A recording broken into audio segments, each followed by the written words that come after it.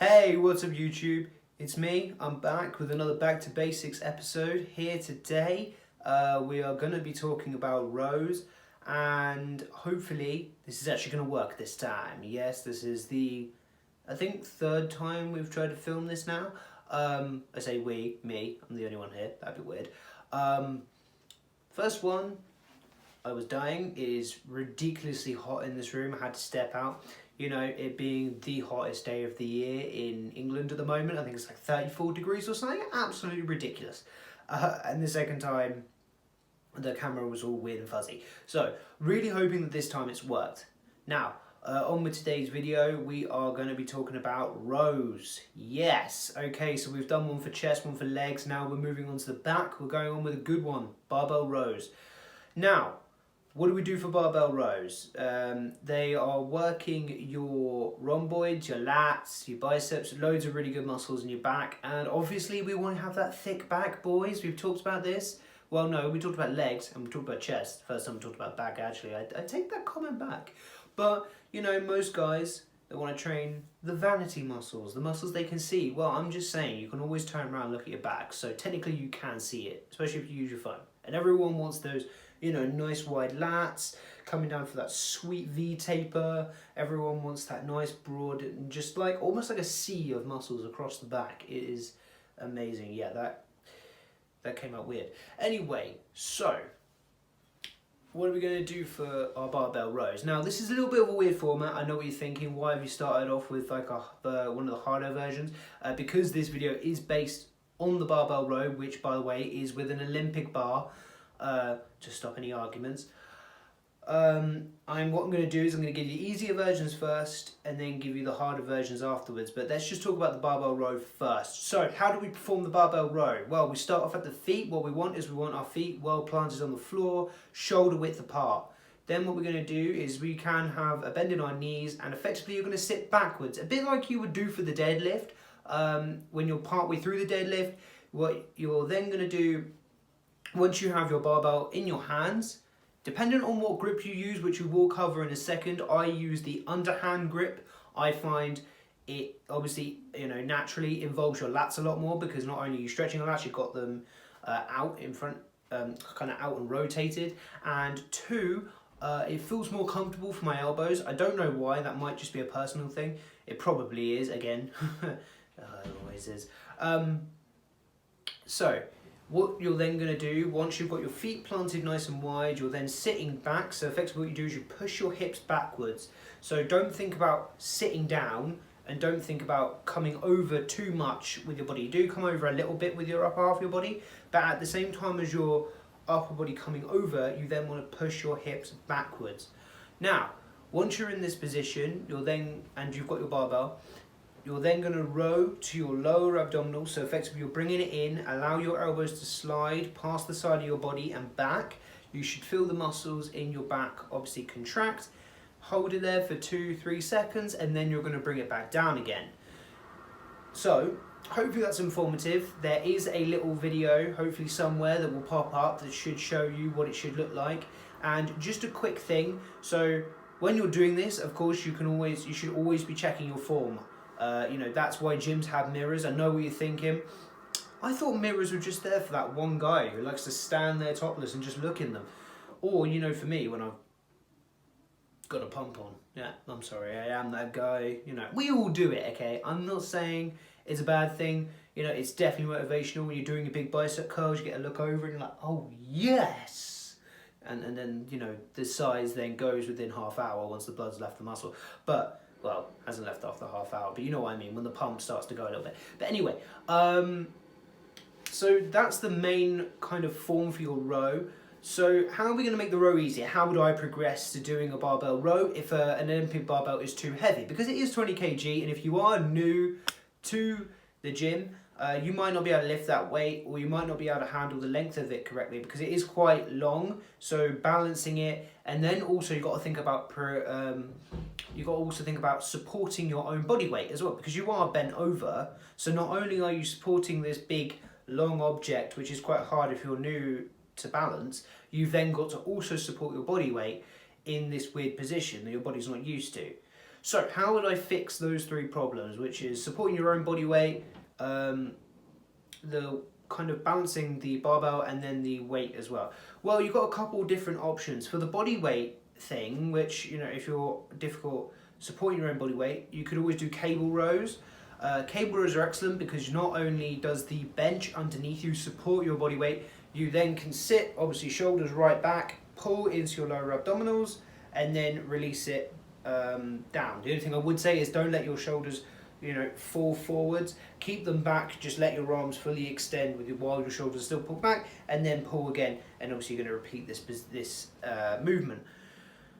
It's really great, as I said. You support your own body weight. You can start really light and work your way down, build up your strength, and then what would we progress to from there? In my opinion, I would then progress to either using lighter barbells, because you do get the shorter barbells, which are going to be easier to support because they're not going to be all over the place like a big one, like a big Olympic bar is, or can be.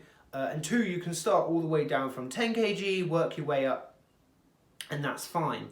If you don't want to do that, another option is to do dumbbell rows, because not only could you do a single dumbbell row, single hand dumbbell row, where you can then support your body weight by using your other hand, either on the side of a rack or on the back of the bench. You can also obviously use much lighter weights, because our dumbbells, I don't know about some other gyms, our dumbbells go all the way down to 2 kg and then come all the way up to, you know, I think they go up to like 60, but obviously probably not going to be rowing 60. And obviously that's quite good. You can then obviously progress from there to doing the similar thing, doing your standing ones with dumbbells or your lighter barbell. One thing I would say about doing it with dumbbells is that it does give you a different grip, because not only could you do underhand or overhand, you can now also do neutral grip. So what does neutral grip give us?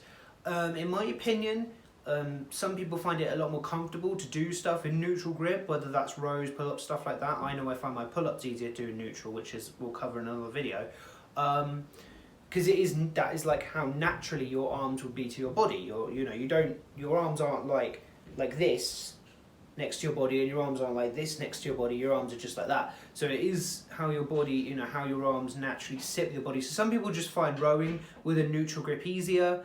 And yeah, that's where I would go to progress, and then obviously build up doing those exercises, or going with cable first and then working your way up and doing either with lighter barbells or doing it with dumbbells, to then getting to being able to do it with your barbell. And that's not to discredit the other exercises as well. That's not saying that once you've worked up to doing it with an Olympic bar, you shouldn't go back and do the other ones, because as I said, the other ones have got their own benefits to them. Like for instance, the cable row, once you can do quite heavy, you can then usually go a little bit heavier or I find I can go a bit heavier on the cable row because I'm not supporting my own weight than I can do with a barbell row. But again, that might just be me. There probably are people out there that are stronger with a barbell row, but there are definitely benefits to each one.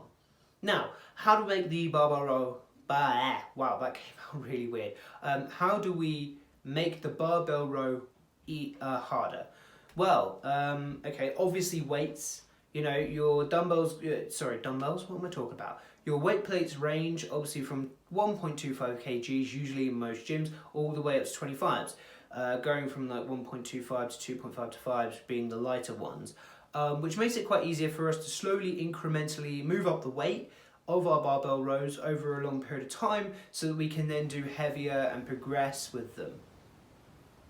You can also do other things. So if you're not quite ready to move up the weight yet, but you want to make the normal barbell row harder, you could always do a pause rep. So bring it in, hold it for 2, 3, 4, 5 seconds and release. And obviously, as we know, then the muscle would be under tension for a longer period of time, which we've covered before in other exercises, which then obviously stimulates growth. It's a great tool to use. Another one could be a half rep, which we covered with the lunges. With a half rep, obviously you bring it in, bring it down halfway, bring it back in, and then bring it straight down again. What does this do for us? Well, not only are you getting the benefit of pause halfway down before you bring it back in again, it also takes out the momentum, because not only in a normal row could you can cheat slightly, you can rock it obviously slightly if you are struggling. Some people do without knowing, but you're just bringing it in and out effectively. Whereas this, not only do you have to stop with no momentum, but you then got to get it back to your lower abdominal with zero momentum, which makes the exercise a hell of a lot harder. And then obviously again you've got the whole eccentric after that to go all the way back down again. So that's another thing you could use to make your barbell rows harder. It's up to you, of course. You could always obviously implement multiple of these things for your rows. So hopefully that was informative for you guys. Please leave comments down below. Let me know if you have any criticism about how I'm presenting the information. Then of course let me know. I always want to improve and get better.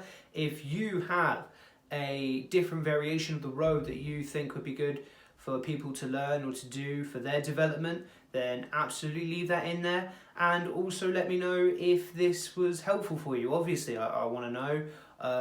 And do you think I left anything out? Do you have like a tip that people should use to make their barbell rows easier or harder?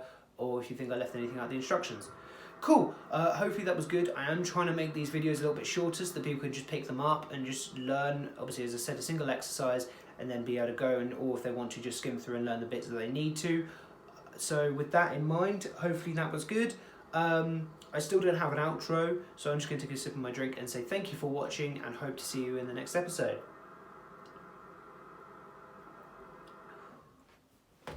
I think that went alright.